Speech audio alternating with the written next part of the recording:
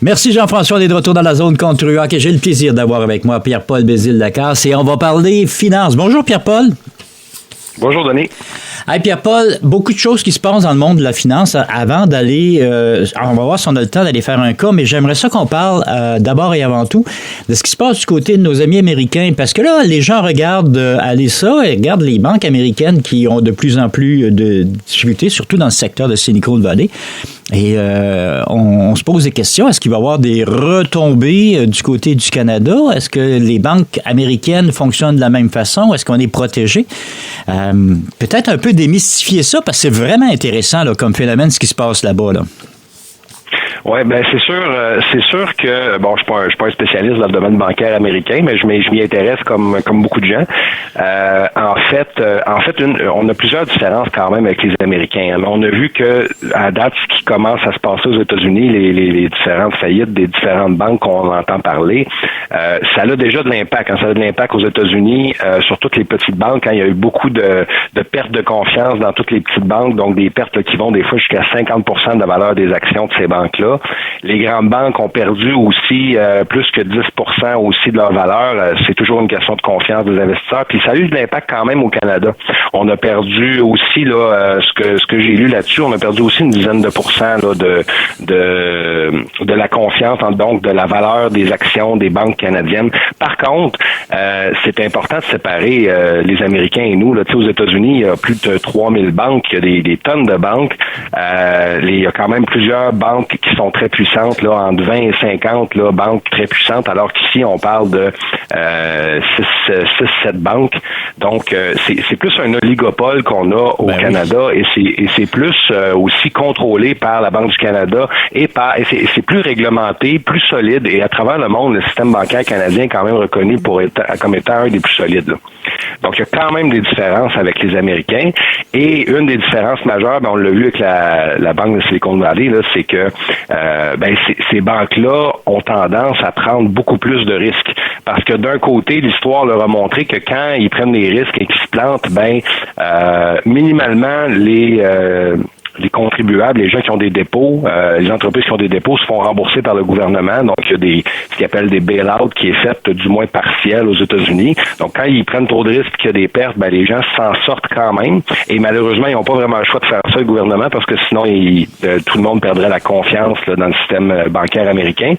Et de l'autre bord, au Canada, vu que c'est très réglementé, ils n'ont pas eu à faire ça. Mais les dépôts sont garantis de la même façon. Là. C'est pas les mêmes organismes, mais la SADC, là, au niveau du Canada, garantit quand même les prêts jusqu'à une hauteur de 100 000, là, si je me trompe pas.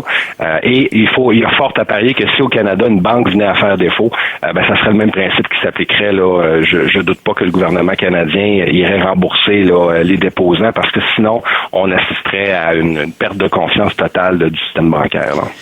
Tout repose sur le mot, on vient de le dire, le mot confiance. Parce que ce qui fait déraper tout ça, c'est que il y a de l'information qui apparaît, elle est négative, les gens partent en vrille dans une autre direction parce qu'ils ont peur. C'est vraiment, on a peur de perdre notre argent, là. C'est légitime d'ailleurs. Oui, l'histoire de la Silicon Valley nous le montre. Là. Si je la vulgarise là, de façon, si j'essaie de rester simple, là, essentiellement, la Banque Silicon Valley avait une très, très grande partie de son portefeuille qui était dans des startups, tous des éléments technologiques, là, donc des entreprises risquées. Et ce qui s'est passé, en fait, c'est qu'il y a eu, il y a la hausse des taux d'intérêt de la Fed américaine qui vient créer une pression sur les marchés, qui vient dire aussi que quand on augmente les taux d'intérêt, ce qui arrive, c'est que tous les bons du Trésor, les obligations, ça perd de la valeur parce que ils ont été émis avec un taux relativement bas. Et là, les nouvelles obligations qui sont émises sont à un taux plus haut. Donc, la Banque de Silicon Valley avait des anciens qui dataient d'avant les hausses de taux, des bons du Trésor, qui avaient des valeurs qui se sont trouvées très, très diminuées par la hausse des taux. Et jumelé à ça le fait qu'il y a plusieurs personnes, entreprises qui ont voulu sortir des liquidités de la banque. Donc, ça a forcé la banque à aller vendre ces bons du Trésor-là avant l'échéance. Fait que se sont retrouvés à vendre des bons du Trésor qui étaient à les vendre à rabais très, très fort. Ouais. Ben oui, c'est ça. Donc, ils ont dû encaisser un paquet de pertes. Avant, ces pertes-là n'apparaissaient pas, on les voyait pas. Pourquoi? Ben, il y avait des obligations, mais tant qu'on ne retire pas, tant qu'on cache pas notre perte finalement, ben on n'a pas besoin de la marquer au livre. C'est un peu comme quand on a de l'argent dans des placements, ben tant qu'on la sort pas, on fait pas notre gain en capital. Donc c'est le même principe pour ça. C'est vrai pour les pertes, c'est vrai pour les gains. Donc quand ils se sont retrouvés à devoir vendre leur bon du Trésor, ben ils se sont retrouvés à devoir écrire, comptabiliser leurs pertes là-dessus. Et là, ben quand on comptabilise les pertes, ça paraît aux états financiers. Donc quand les investisseurs voient ça, les états financiers qui sont rendus vraiment pas beaux, qui démontrent un paquet de pertes, un peu comme on a vu avec la Swiss Bank aussi, là, qui s'est faite en Europe, là, qui a réussi à aller se faire un prêt pour se garantir de plusieurs se renflouer finalement. Ouais. C'est ça. Ben quand on n'est pas capable de faire ça parce que la confiance est trop basse encore là, on n'est pas capable d'avoir un prêt pour se renflouer ou qu'on n'a pas la capacité de le faire. Ben là, les gens perdent confiance, sortent plus de liquidités. S'ils sortent plus de liquidités, la banque, il faut qu'elle en ait des liquidités, donc elle doit vendre encore plus de bons du Trésor qui sont vendus à perte. Et là, on part d'une spirale négative. Donc, ça part tout ça de la perte de confiance dans l'institution, d'avoir la capacité de générer la liquidité nécessaire pour que les gens puissent sortir leur argent.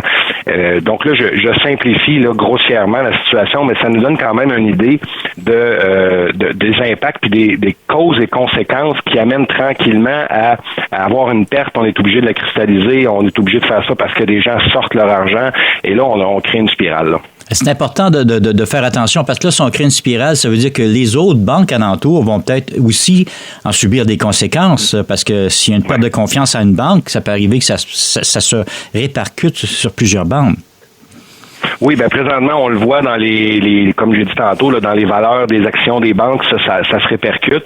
Maintenant, est-ce que les gens vont partir en masse pour aller sortir leur liquidité? Ben, c'est pour ça que le gouvernement fédéral américain n'a pas eu le choix de dire qu'il allait rembourser, dans le fond, tous les déposants, même s'il y avait plus d'argent que les garanties, hein, parce qu'il y a des garanties pour chacun, par déposant, il y a des garanties que le gouvernement donne. Et malheureusement, dans le cas de la Silicon Valley Bank, il y avait plus de 90% des montants qui étaient là-dedans qui n'étaient pas garantis. Donc, c'est pour ça que le gouvernement est venu et dire, on sécurise tout le monde, on va vous payer. Parce que s'il n'avait pas fait ça, ben là, la panique aurait pris, effectivement, et il y a fort à parier que toutes les petites banques qui avaient ou qui étaient très à risque, parce que Silicon Valley, c'était pas une petite banque, là, toutes les banques à risque, ben, il y aurait eu probablement un mouvement de panique qui aurait fait que beaucoup de gens auraient sorti leur dépôt. Tandis que là, ben, les gens savent que même s'ils ont de l'argent et qu'ils le laissent dans la banque, même s'ils ont plus ou moins confiance, ben, ils ont confiance que le gouvernement va, si jamais il y a un problème avec leur banque, va les rembourser pour leur perte. Là. OK, c'est important ça. OK. Puis au Canada, ben, ce type de phénomène-là peut moins se produire parce que il y a quand même de bonnes garanties pour les banques qu'on a ici, donc c'est rassurant. Ouais, la capitalisation des banques est meilleure, donc les banques sont mieux garanties, sont moins dans du spéculatif ou dans du haut risque. Il y a d'autres organismes qui font des investissements à risque que le gouvernement subventionne, mais à la journée où le gouvernement décide de moins prendre de risques, ben il va juste diminuer les subventions qu'il donne à ces entreprises-là qui gèrent ce risque-là. Et ça passe pas autant par les banques. Donc les banques ont des investissements très, très, très prudents. On le voit, on le dit souvent à la blague, là, c'est quand tu as de l'argent, ben, tu peux aller voir la banque pour en avoir plus, mais quand tu n'en as pas, la banque te prêtera pas. Ben, c'est un peu la caricature de notre système, c'est que les prêts que les banques font ici sont quand même très très sécuritaires dans la très grande majorité des cas. Là. Est-ce que je rêve en disant ça, mais est-ce que les banques, lorsqu'ils font un prêt, c'est pas nécessairement ils n'ont pas nécessairement le capital en main pour te le faire, ce prêt-là, ils ont une marge qui leur permet de dépasser leur capital?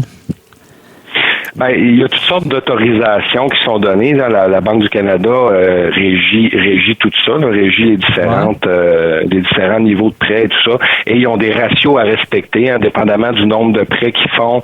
Ben, ils ont le droit de faire tant de prêts. Et ils peuvent prêter et faire de l'argent.